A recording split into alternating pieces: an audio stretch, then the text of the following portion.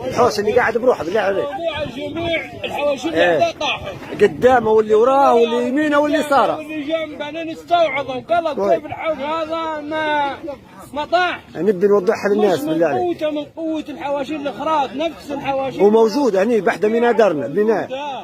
قالوا ليش هذا جو استوعبه؟ الحوش هذا ما صارت له شيء وما فيش نفس ما هو ما فيش. استغربوا جاوا قالوا عرفوا نبوا صاحب الحوش صاروا قالوا تعال هنا انت جدير لوجه الله في حاجه دايرها ربك راضي عليك عندك سبحان الله. قال لهم نوكل في تام. سبحان الله ونجاه ربك ونجاه حوشه.